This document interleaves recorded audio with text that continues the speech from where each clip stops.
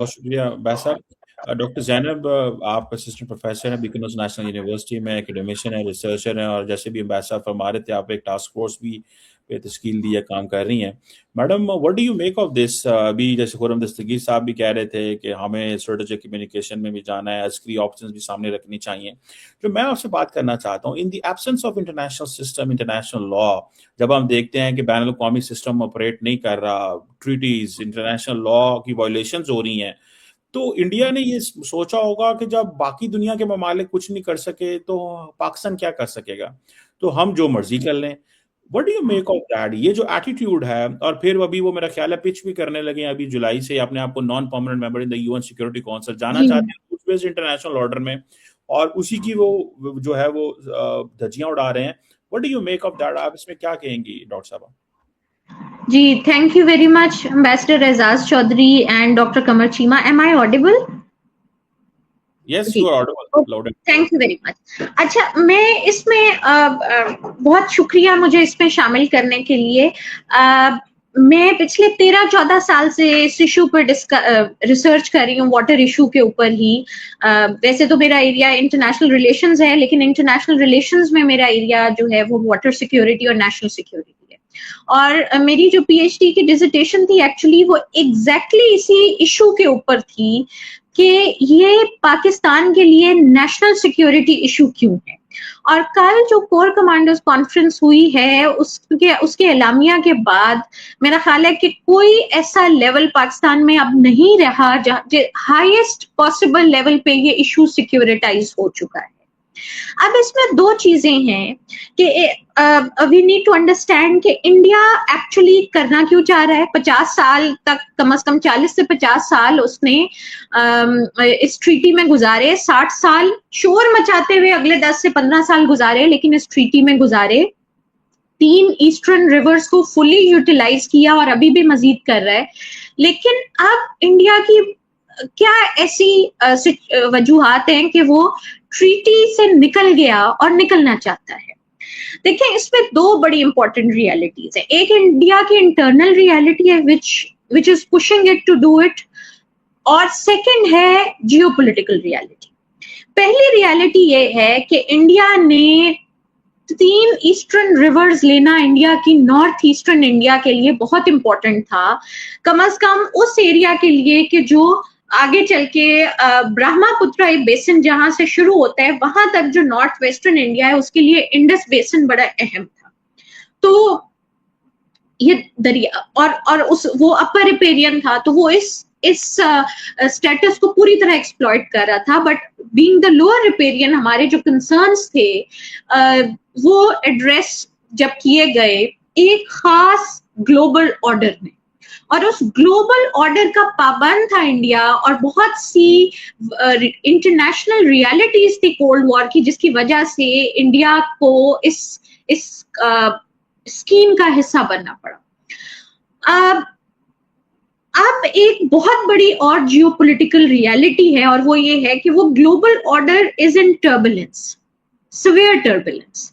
So India पिछले 13-14 सालों से जो करना चाह रहा था, let's be very clear about this, कि इंडिया ये आज नहीं करना चाह रहा था। 13-14 साल पहले अगर आप इंडिया से जो पैदा हो रहा है लिटरेचर उसके ऊपर उठा के देख लें, और कुछ नहीं, आप ब्रह्मा चलानी की जो किताब है वाटर वॉर्स वो देख लें, फॉर्मर इंडस वाटर कमिश्नर्स ने जो लिखा हुआ है वो 2013 से एक ही उनका नैरेटिव है, जो बाद में स्टेट पॉलिसी भी बन गया कि Indus water treaty western rivers का 80% पानी जो है वो पाकिस्तान के पास है, तो 20% पानी जो है वो सिर्फ हमें मिलता है, तो हमारी हक तलफी है।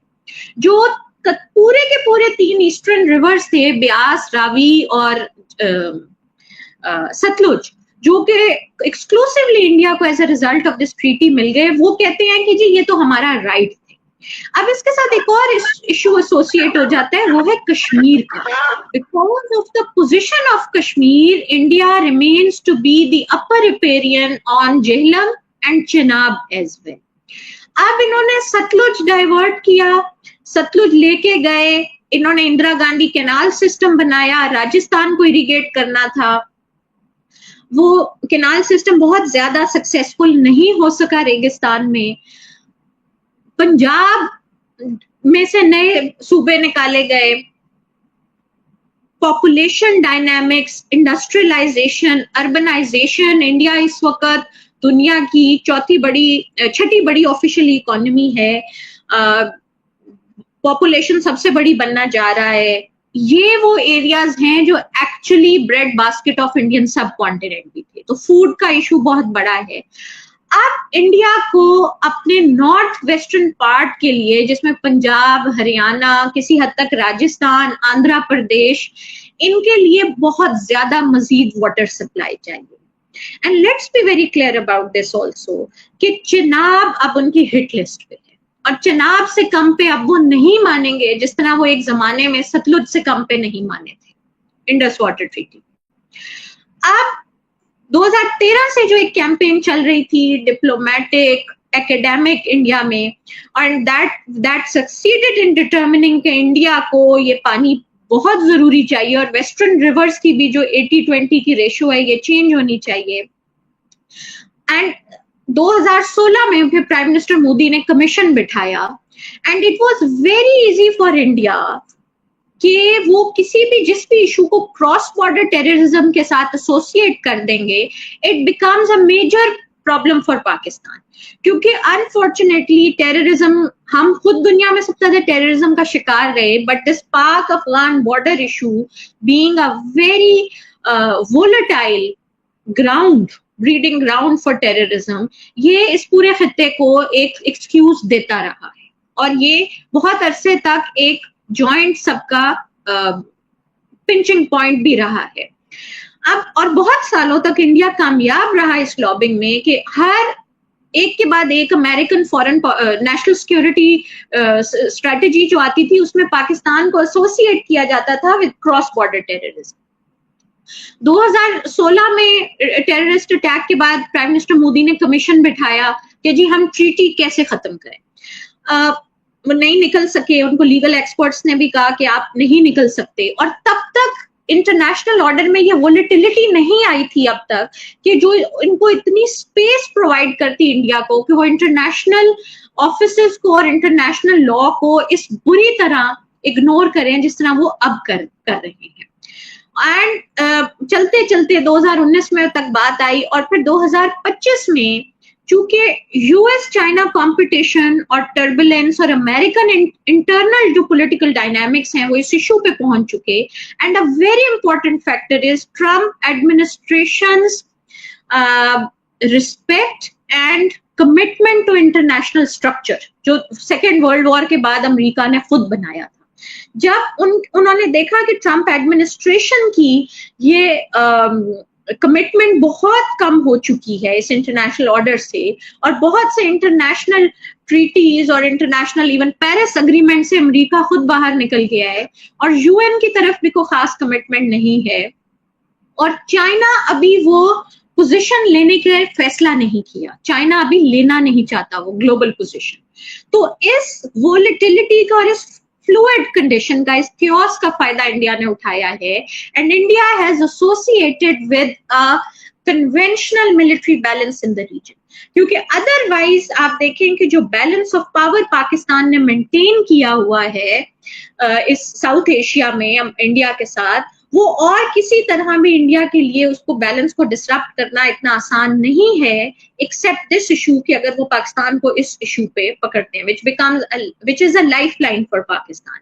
इस पे आपकी अभी भी आपका सिर्फ एक रिवर सिस्टम है जिसपे आपका सरफेस वाटर भी वहीं से आता है, आपके एक्विफर्स, आपका ग्राउंड वाटर, आपकी सारी लिंक कैनाल्स, बैराजेस, डैम्स, आपका पूरा इंफ्रास्ट्रक्चर उसके ऊपर है, हाइड्रो इंफ्रास्ट्रक्चर, आपकी रिलायंस है, आपका 20% ऑलमोस्ट जीडीपी अभी भी एग्रीकल्चर से आता है, आपकी 90% पानी जो है इसका वो इरिगेशन में जाता है। तो और ये जब आप पॉपुलेशन को डिप्राइव करते हैं तो ये एक टू एज्ड वॉर बन जाती है कि एक आपकी पॉपुलेशन की स्टेट के अगेंस्ट वॉर हो जाती है, एक कॉन्फ्लिक्ट हो जाता है, और सबसे ज्यादा दुनिया में एक्चुअली अगर आप पानी पे कॉन्फ्लिक्ट्स देखें तो वो इंटरनल कॉन्फ्लिक्ट ज्यादा सिवियर हुए हैं as compare to conflicts between countries, क्योंकि उसमें और बड़ी रियलिटीज शामिल हो जाती है। तो जब ریاست کے اندر کوئی گروپ کھڑا ہو جاتا ہے بیکاز آف دس ڈیپریویشن، وہ ریاست کے لیے ایک بہت بڑا ایشو بن جاتا ہے. تو ہمارے صوبوں کی تو انٹرنل ڈسٹریبیوشن کی پرابلمز اور واٹر ریسورس ڈسٹریبیوشن ایک بہت بڑا ایشو ہے. ایک امپورٹنٹ فیکٹ ہے جس کی طرف میں آپ لوگوں کی اور توجہ دلوانا چاہوں گی کہ 2024 میں ایران اور اسرائیل کی جب تھوڑی بہت ہلکی پھلکی اسکرمش ہوئی تو ایک پوری ڈرون کیمپین کی تھی ایران نے، اور کوئی 300 کے قریب ڈرونز اور میزائلز گئے تھے اسرائیل کی طرف. اس میں ہم دیکھتے ہیں کہ جارڈن کی ایئر فورس سیکشن میں آئی تھی، and it was a big question کہ کیا جارڈن اس وقت اسرائیل کو کر رہا ہے یا اپنی ایئر اسپیس پروٹیکٹ کر رہا ہے. اس میں ایک بہت بڑی ریالٹی یہ تھی کہ جارڈن ایکچولی اس وقت دنیا میں سب سے زیادہ واٹر اسکارس جو کنٹری ہے، اسکارسٹی سب سے زیادہ ہے وہ جارڈن میں. جارڈن میں 50 ملین کیوبک میٹر پانی جو ہے وہ اسرائیل کے ایک ویلو کھولنے اور بند کرنے سے. تو جارڈن کے لیے اپنی ایئر اسپیس کو سیکیور کرنا اور اسرائیل کو وہ ایک شیلڈ ٹیسٹلی پرووائڈ کرنا اس لیے بھی بہت اہم تھا کہ ادروائز تو ان کی پاپولیشن کو پانی نہ ملتا. یہ فیکٹر جب آپ اس طرح سے جوڑ دیتے ہیں اتنے خطرناک معاملات کو، تو یہ جنگ پھر شاید انڈیا کے ہاتھ سے بھی نکل جائے. And we should not forget کہ وہاں پہ پھر زیادہ پاپولیشن ہے جس کی ریلائنس ہے اس کے اوپر. اگر ہمیں انڈس واٹر ٹریٹی کے ری نیگوسیشن کے لیے، اور خرم دستگیر صاحب نے بالکل صحیح کہا کہ ایک ڈپلومیٹک نہیں بلکہ ایک اسٹریٹجک کمیونیکیشن کیمپین کی ضرورت ہے، تو ہمیں دو باتیں سوچ کے اس میں جانا ہوگا. پہلی بات یہ کہ اس ٹریٹی کو ریووک یونیلیٹرلی کرنے سے پہلے، سسپینڈ کرنے سے پہلے بہت عرصے سے انڈیا نے ڈیٹا شیئرنگ بھی روک دی تھی، اور انڈیا ٹریٹی کی ری نیگوسیشن میں جانا چاہتا ہے. تو انہوں نے لکھا، 3 خط لکھے پاکستان کو. اگر آپ نے انڈیا کو ٹیبل پہ لانا ہے تو کوئی جیو پولیٹیکل انٹرنیشنل پریشر کس طرح آپ کون سا ڈپلومیٹک لیوریج یوز کر کے لائیں گے. اچھا، اب ٹیبل پہ آپ بیٹھ گئے، آپ نے ایک اگریسو کیمپین چلا لی، مان لیا ہم اس میں بھی کامیاب ہو گئے، ہم انڈیا کو کیا آفر کر سکتے ہیں؟ Let's be very clear, once again let me reemphasise, انہوں نے چناب پہ اس دفعہ آپ سے بات کرنی، چناب لینا ہے، وہ چناب کا کچھ حصہ آپ سے چاہتے ہیں جو کہ ہم افورڈ نہیں کر سکتے. تو ہم پانی میں یا کسی اور معاملے میں انڈیا کو کیا آفر کر سکتے ہیں؟ اس کے لیے we need to have a lot of legal, technical and political preparation inside first, اس سے پہلے کہ ہمیں کسی بھی سٹیج پہ ہمیں ایک بہت تیزی کے ساتھ گلوبل پاورز شاید اکٹھی ہو جائیں اور وہ کہیں کہ جی اب آپ بیٹھیں انڈیا کے ساتھ. لیٹس ناٹ فارگیٹ کہ 2 سال رہ گئے ہیں ٹرمپ ایڈمنسٹریشن کے. امریکہ جب دوبارہ الیکشن میں جائے گا تو کیا ٹرمپ ایڈمنسٹریشن آئے گی؟ اگر ڈیموکریٹس کی گورنمنٹ آتی ہے تو کیا ان کی کیا ڈائنامکس ہوں گے، ان کا ٹلٹ کس طرف ہوگا، ان کی پرائیورٹیز کس طرف ہوں گی؟ اس وقت کیا پریشر پاکستان کے لیے ڈیولپ ہوتا ہے؟ جو لیوریج ہم اب انجوائے کر رہے ہیں وہ ہم کتنا عرصہ کر سکتے ہیں؟ اور اگر ہم چائنا کو اس معاملے میں انوالو کرتے ہیں تو چائنا کے کیا لیوریجز ہیں، چائنا کے کیا انٹرسٹس ہیں؟ China itself is the uppermost riparian of 10 largest rivers of Asia. تو چائنا کی پوزیشن کو بھی دیکھ کے ہمیں اس پہ آگے بڑھنا ہوگا. But we need a lot of internal preparation before going into any such debate.